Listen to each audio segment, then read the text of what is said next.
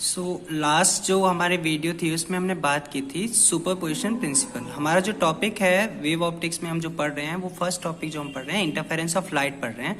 और interference of light को समझने से पहले हमें पता होना चाहिए था कि सुपरपोजिशन प्रिंसिपल होता क्या है, क्योंकि जो इंटरफेरेंस है उसमें सुपरपोजिशन प्रिंसिपल का बहुत बड़ा रोल है। ठीक है, अब सुपरपोजिशन प्रिंसिपल को समझ हम ने लास्ट वीडियो में उसको हमने अच्छे से समझा था। अब जो है हम बात करेंगे interference of light. Superposition principle में आपने क्या देखा था कि जब किसी मीडियम में टू और मोर देन टू वेव्स एक साथ प्रोपोगेट करती हैं तो due to superimposition at any point जो रिजल्टेंट डिस्प्लेसमेंट था, ठीक है, वो जो इंडिविजुअल वेव का डिस्प्लेसमेंट था उसके वेक्टर सम के इक्वल था। ये हमने पढ़ा था।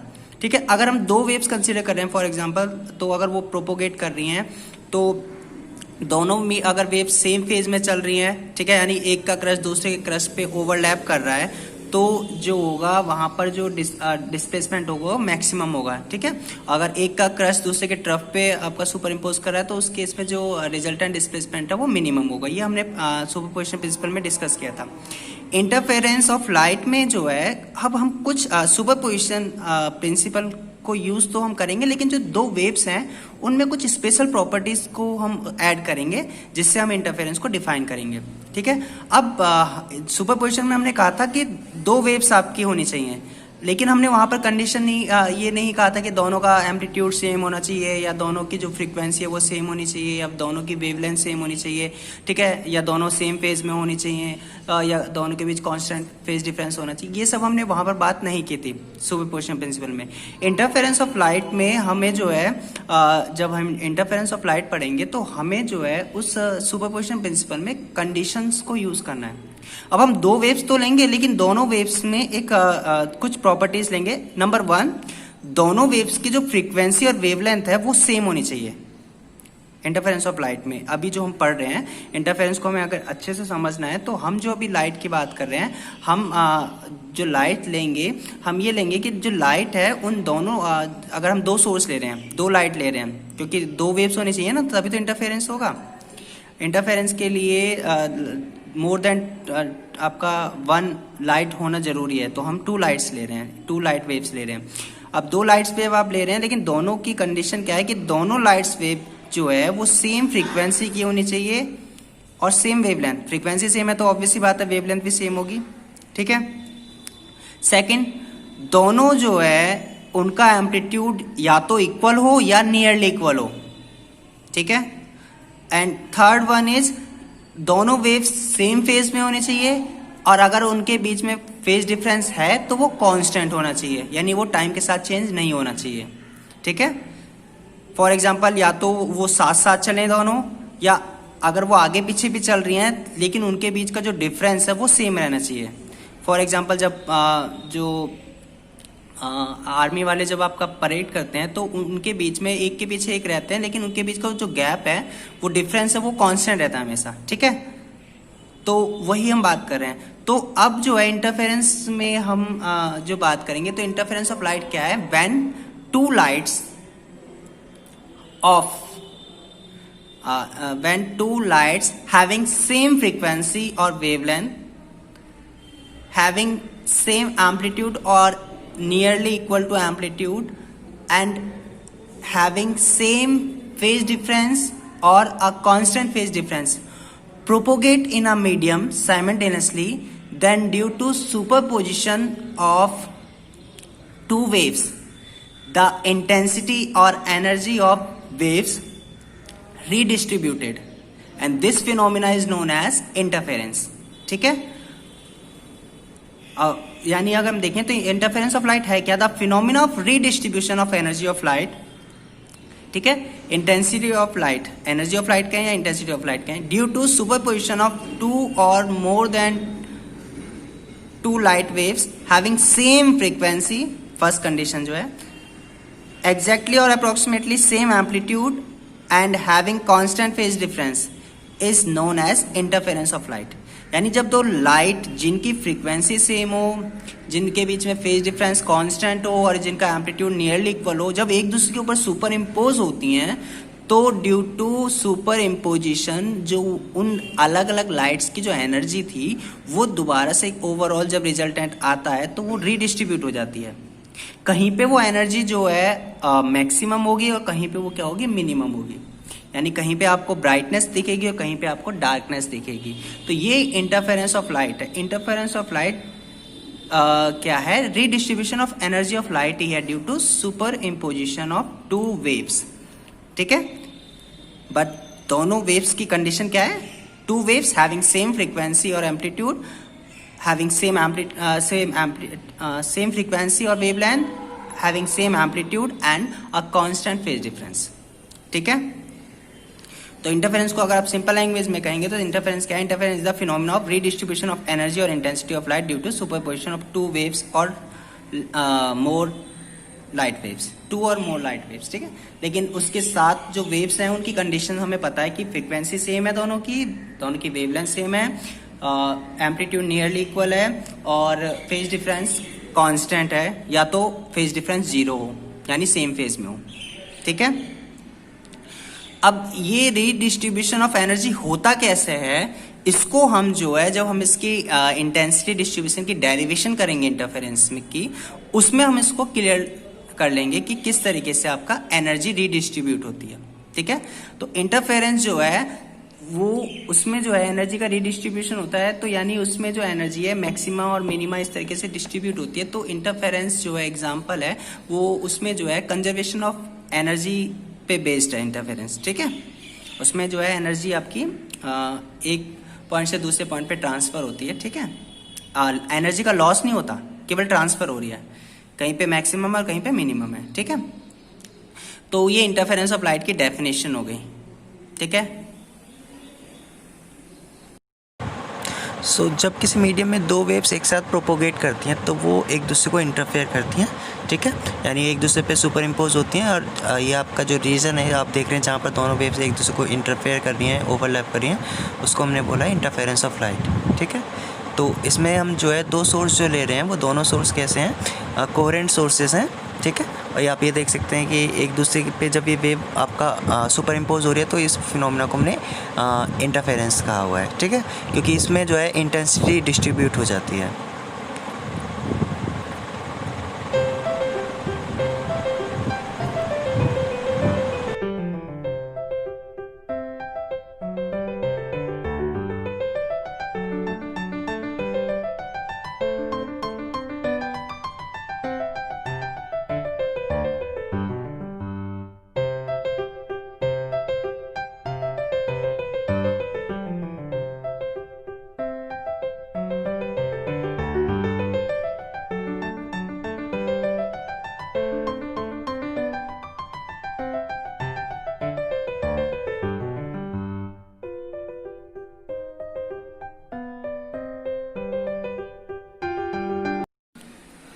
सो हम बात कर रहे थे इंटरफेरेंस में, तो इंटरफेरेंस में क्या होता है, in interference of light those point at which the resultant intensity is maximum are known as maxima, while the interference at those point is known as constructive interference। तो जैसे आपने अगर याद हो, हमने लास्ट वीडियो में पढ़ा था सुपरपोजिशन प्रिंसिपल में, सुपरपोजिशन में हमने बात की थी constructive superposition and destructive superposition. तो कंस्ट्रक्टिव और डिस्ट्रक्टिव कब होता है, वो आपने कंडीशन पढ़ी थी जब क्रस्ट दो वेव्स का क्रस्ट टू क्रस्ट ओवरलैप करे या ट्रफ टू ट्रफ ओवरलैप करता है, तो जो डिस्प्लेसमेंट है वो मैक्सिमम होता है, जिससे इंटेंसिटी मैक्सिमम होती है, उसको हमने कहा था कंस्ट्रक्टिव सुपरपोजिशन। तो जब दो वेव्स कंस्ट्रक्टिव सुपरपोजिशन करती हैं तो अब दोनों एक दूसरे को इंटरफेयर कर रही हैं, जब मीडियम में प्रोपोगेट कर रही हैं एक साथ, तो वहां पर क्या होता है, जब दोनों का क्रस्ट टू क्रस्ट ओवरलैप करता है, सुपर इम्पोज होता है एक दूसरे पे, तो इंटेंसिटी मैक्सिमम होती है, तो उसको हम कहते हैं कंस्ट्रक्टिव इंटरफेरेंस। वहीं those point at which the resultant intensity is maximum और zero, sorry minimum and zero. अब मिनिमम वर्ड मैंने यूज किया है कि अगर जो एम्पलीट्यूड है दोनों वेव्स के वो नियरली इक्वल हो तो मिनिमम होगी, और अगर इक्वल होंगे एम्पलीट्यूड तो जब वो एक दूसरे को कैंसिल आउट करेंगे तो जीरो भी हो सकता है। ठीक है, तो इसलिए हमने दोनों टर्म यूज किए हैं, मिनिमम और zero are known as minima, while the interference at those point is known as destructive interference। तो डिस्ट्रक्टिव की कंडीशन क्या थी, व्हेन क्रस्ट और ट्रफ एक दूसरे को ओवरलैप करें। ठीक है, तो वहां पर क्या होता है, इंटेंसिटी मिनिमम होती है। ठीक है, या जीरो भी हो सकती है, तो उसको हमने कहा था डिस्ट्रक्टिव इंटरफेरेंस। ठीक है, अब इंटरफेरेंस में मैंने आपको थोड़ी देर पहले भी बताया था, इंटरफेरेंस जो है कंजर्वेशन ऑफ एनर्जी लॉ इसमें हम वैलिड होता है। जिस तरीके से हम देख सकते हैं, during interference light energy is being transferred from the point of destructive interference towards the points of constructive interference and thus the total energy of the region remains constant. So interference represent the law of conservation of energy. ठीक है, तो मैंने यहाँ constructive और destructive interference को wave diagram के through explain किया हुआ है। ठीक है, कंस्ट्रक्टिव इंटरफेरेंस में फॉर एग्जांपल दो वेव्स प्रोपोगेट कर रही हैं, y1 एंड y2, दो वेव्स हैं मीडियम में एक साथ प्रोपोगेट कर रही हैं, एक दूसरे को इंटरफेयर कर रही हैं। तो जब ये एक दूसरे पे सुपर इम्पोज होती हैं, अगर क्रस्ट टू क्रस्ट ओवरलैप होता है या ट्रफ टू ट्रफ ओवरलैपिंग होती है, तो जो रिजल्टेंट आता है उस केस में वो मैक्सिमम होगा, इंटेंसिटी मैक्सिमम होगी, और इसको हम क्या कहेंगे, कंस्ट्रक्टिव इंटरफेरेंस। वहीं अगर एक का क्रस्ट दूसरे के ट्रफ के ऊपर सुपर इम्पोज हो या ट्रफ क्रस्ट पे हो, तो जो इंटेंसिटी होगी मिनिमम होगी, इसको हमने क्या कहा है, destructive interference. So constructive interference क्या है, when the crest of one wave falls upon the crest of other और the trough of one wave falls upon the trough of other, the resultant amplitude is increased and the energy becomes maximum. This is called constructive interference. ठीक है, और destructive interference में क्या होता है, when the crust of one wave falls upon the trough of other और vice versa. That means trough crust पे overlap करे या trough crust पे करे, the resultant amplitude of the resulting wave is reduced or zero. ठीक है, and the energy is minimum. This is called destructive interference. ठीक है, तो आपका इंटरफेरेंस में कंस्ट्रक्टिव और डिस्ट्रक्टिव इंटरफेरेंस की कंडीशंस की हमने बात कर ली है। ठीक है,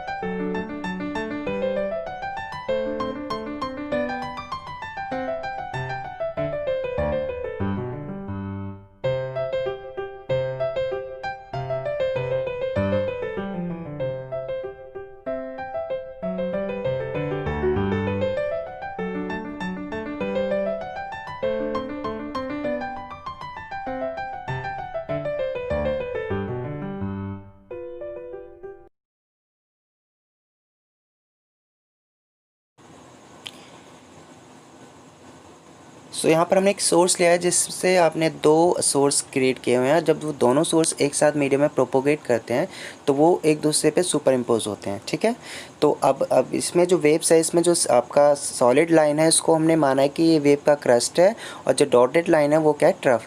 तो जब एक वेव का क्रस्ट दूसरे के क्रस्ट पे सुपर इम्पोज होगा तो वहाँ मैक्सिमम इंटेंसिटी होगी, और जब एक वेव का ट्रफ दूसरे के ट्रफ पे सुपर इम्पोज होगा तब भी क्या होगी, इंटेंसिटी मैक्सिमम होगी। लेकिन जब ट्रफ और क्रस्ट एक दूसरे पे ओवरलैप होते हैं तो आपका इंटेंसिटी जो होती है वो मिनिमम होती है। ठीक है, आप इस डायग्राम में देख सकते हैं। ठीक है, तो इस वजह से जब आपका दो सोर्स जो कि दो कोहेरेंट सोर्सेस हैं, जब किसी मीडियम में प्रोपोगेट करते हैं साइमल्टेनियसली, तो जो है ड्यू टू सुपरपोजिशन जो है एनर्जी का जो है एनर्जी या इंटेंसिटी ऑफ लाइट का जो है डिस्ट्रीब्यूशन हो जाता है। ठीक है, जिसको हमने कहा था इंटरफेरेंस ऑफ लाइट। ठीक है, कहीं पे आपका इंटेंसिटी मैक्सिमम है, फिर मिनिमम, फिर मैक्सिमम, फिर मिनिमम। ठीक है, तो ये आपका इस तरीके से इंटरफेरेंस पैटर्न आता है, आप देख सकते हैं।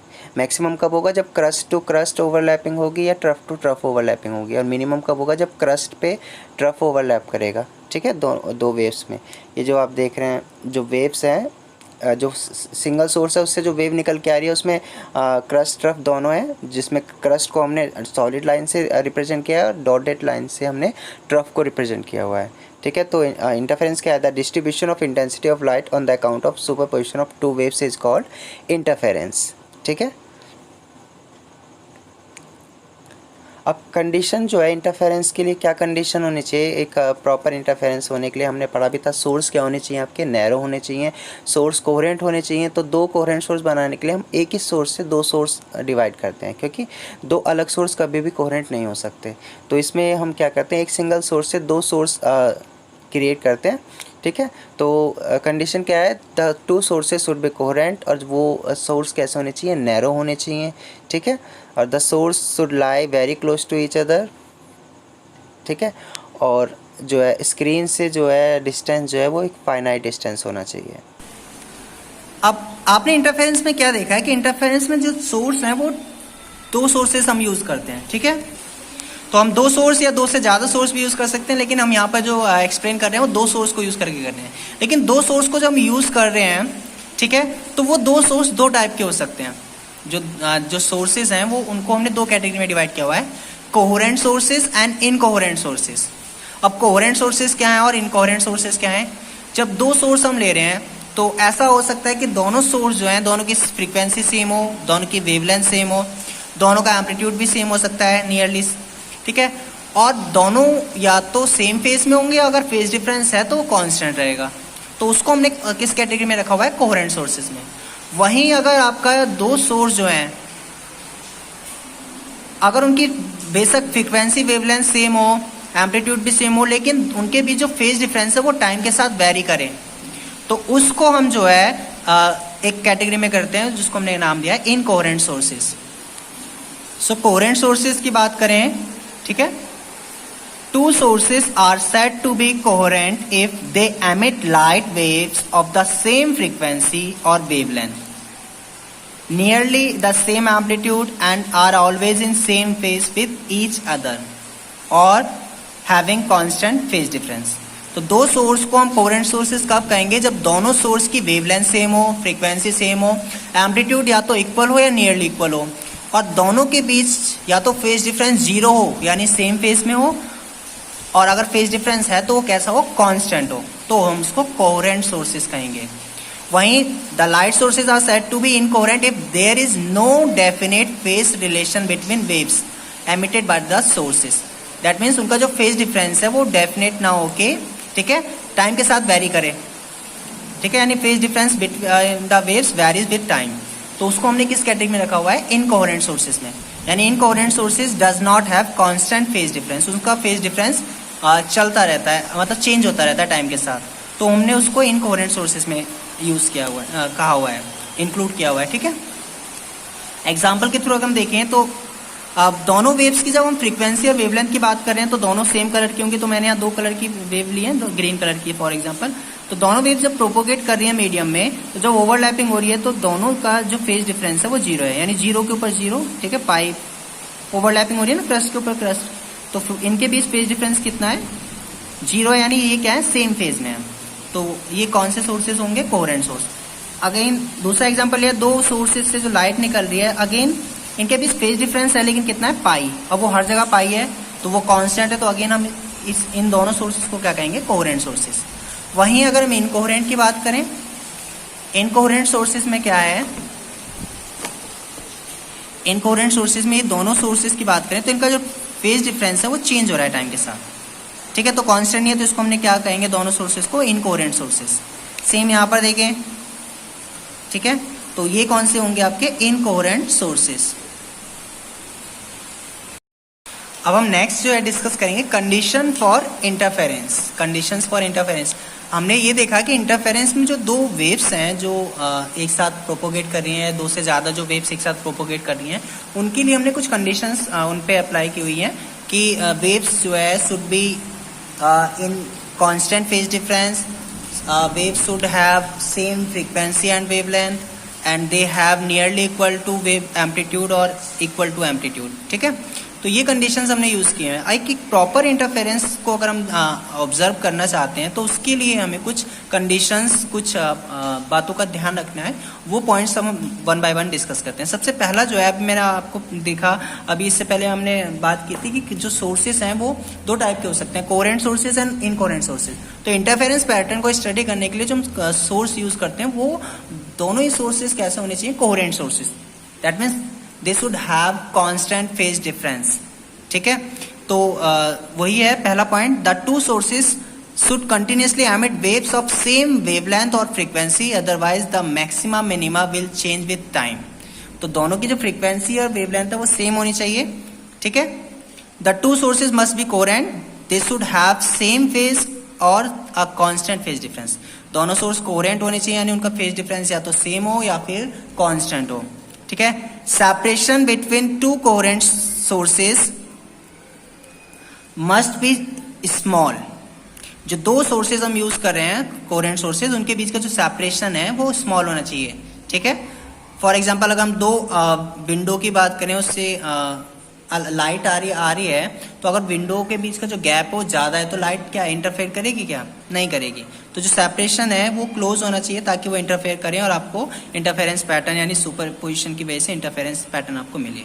If the two sources are not close, then the path difference between the interfering waves will be large and the interference band will be very close to each other, may even overlap. The maxima minima will not appear as separate. Next है आपका the distance between the sources and screens should be reasonable. Too large distance of the screen reduce the intensity. At too close distance, the maxima minima are very close to each other.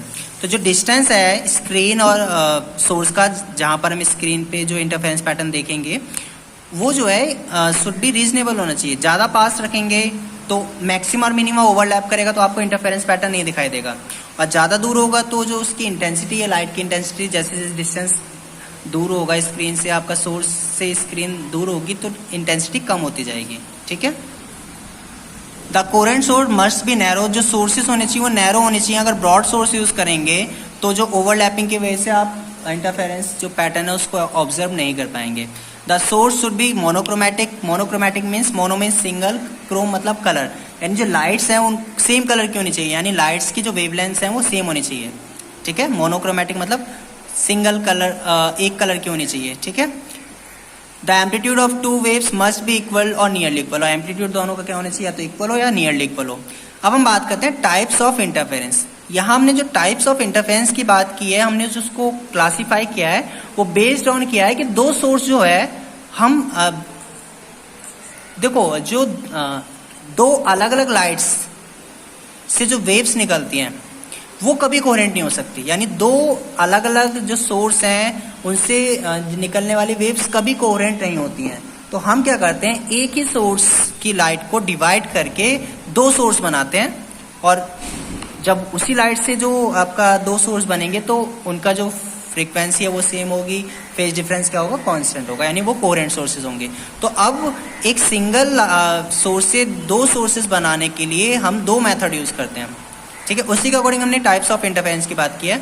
सबसे पहला है division of wave front, यानी जो light है उसके wave front को divide करें, या डिवीजन ऑफ एम्पलीट्यूड, या लाइट की इंटेंसिटी को डिवाइड करके दो वेव्स जनरेट करें। ठीक है। तो सबसे पहले हम बात करेंगे वेव फ्रंट। आपने वेव फ्रंट क्या कहता है? हाइगेंस की जो थ्योरी हमने पढ़ी हुई है, हाइगेंस की थ्योरी क्या कहती है कि जब लाइट प्रोपोगेट करती है तो, ठीक है, तो लाइट का अंदर जो है, लाइट के हर एक पॉइंट पे अगर हम एक पार्टिकल को कंसीडर करें तो एज अ सोर्स की तरह वर्क करता है। ठीक है। जब लाइट प्रोपोगेट करती है इस तरीके से चलती है ना, वेव फ्रंट आपने पढ़ लिया है। तो इंसिडेंट वेव फ्रंट जो है is divided in two part. तो जो इंसिडेंट वेव फ्रंट को इसमें दो पार्ट में डिवाइड करते हैं वो दो टाइप से करते हैं, या तो बाय रिफ्लेक्शन और रिफ्रैक्शन। और इस पे जो बेस्ड एग्जांपल्स हैं वो यंग्स डबल स्लिट एक्सपेरिमेंट जो हम अभी आगे पढ़ेंगे, and Fresnel biprism are based on it. वहीं डिवीजन ऑफ एम्पलीट्यूड में क्या करते हैं, हम उस लाइट की जो सोर्स है उसके एम्पलीट्यूड को डिवाइड करके दो वेव्स बनाते हैं। ठीक है। अब इसमें हम जो यूज करते हैं आइदर द पार्शियल रिफ्लेक्शन और रिफ्रैक्शन। और इस पे जो बेस्ड एग्जांपल है वो Newton ring, parallel shaped film are examples हैं इसके जो डिवीजन ऑफ एम्पलीट्यूड है। तो जैसे हम देखेंगे सिंगल आपका सोर्स है, फॉर एग्जांपल हमने बल्ब ले लिया है, ठीक है, येलो लाइट वाला ले लिया हमने, सेम कलर, एक कलर का। तो लाइट जब प्रोपोगेट करती है इस तरीके से करती है वेव फ्रंट, लेकिन जैसे ही हमने यहाँ दो ओपनिंग बनाई हुई है, स्लिट्स जो हम इसको कहते हैं S1 S2, तो जब लाइट इससे निकल के आएगी तो ये दोनों लाइट्स, दोनों जो होल से इससे जो लाइट निकल के आएगी वो दोनों एक सोर्स की तरह वर्क करेंगी। यानी इस सोर्स से ये दो सोर्स मिले हैं, और जब ये दोनों सोर्स एक साथ मीडियम में प्रोपोगेट करेंगे तो ये दूसरे को क्या करेंगे, इंटरफेयर करेंगे, एक दूसरे पे सुपर इम्पोज होंगे, जिसकी वजह से आपको दो सोर्स मिल रहे हैं और उनमें इंटरफेरेंस आप स्टडी कर सकते हैं। यहाँ पर दो सोर्स बनाने के लिए हम क्या करते हैं, पार्शियल रिफ्लेक्शन और रिफ्रैक्शन का यूज करते हैं। जैसे कि ये आपका पैरेलल हमने ले लिया, फिल्म ले लिया, तो सन से लाइट आई, फर्स्ट वाली लेयर से अगेन रिफ्लेक्ट होगी, कुछ पार्ट अंदर रिफ्लेक्ट होगा। अगेन जो सेकंड लेयर है इससे कुछ पार्ट रिफ्लेक्ट होगा फिर रिफ्लेक्ट होगा। तो दो रिफ्लेक्टेड रे आ गई, दो ट्रांसमिटेड रे आ गई। चाहे आप इन दोनों को यूज कर लीजिए, चाहे आप इन दोनों को यूज कर लीजिए। जब हम इन दोनों को यूज करते हैं तो हम नीचे वाले सरफेस को पॉलिश कर देते हैं ताकि हमें ये लाइट ना मिल पाए। तो इसमें एक ही सिंगल सोर्स से यानी सन की जो एक लाइट आ रही थी उससे हमने दो रेज बना लिया है। अब ये दोनों रेज कैसे होंगी, कोवेलेंट सोर्सेज की तरह वर्क करेंगी, ठीक है। अब इसके एग्जांपल न्यूटन्स रिंग और पैरेलल थिन फिल्म है। इस पे बेस्ड जो आपका इंटरफेरेंस है, आपने देखा होगा ना कि अगर हम पानी के सरफेस पे अगर हम ऑयल डाल देते हैं तो वो आपको जब सनलाइट में देखते हो तो आपको कलरफुल दिखाई देता है। वो कलरफुल इंटरफेरेंस की वजह से ही दिखाई देता है। अब वहाँ कलरफुल दिखने का रीजन इसलिए है क्योंकि जो सन की लाइट है उसमें आपका विजुअल अगर हम बात करें लाइट में यानी वेवग्योर होते हैं तो आपको मल्टी कलर्स दिखाई देते हैं। लेकिन अगर हम सेम एक कलर की लाइट की बात करेंगे, मोनोक्रोमेटिक लाइट की बात करेंगे, तो मोनोक्रोमेटिक लाइट जब एक दूसरे को इंटरफेयर करती है तो उनकी जो एनर्जी डिस्ट्रीब्यूट होती है तो उसमें केवल आपको दो ही कंडीशंस मिलती हैं, या तो मैक्सिमा या मिनिमा। उस यानी उस गिवन लाइट की इंटेंसिटी या तो मैक्सिमम होगी या बिल्कुल जीरो होगी, ठीक है। लेकिन अगर हम व्हाइट लाइट यूज करते हैं, मोनोक्रोमेटिक ना यूज करके व्हाइट लाइट जिसमें मल्टी वेवलेंथ होती हैं यानी मैनी कलर्स होते हैं, वेवग्योर 7 कलर्स, तो उसकी वजह से जो इंटरफेरेंस होता है उसमें जो है आपको कलरफुल पैटर्न मिलता है, ठीक है।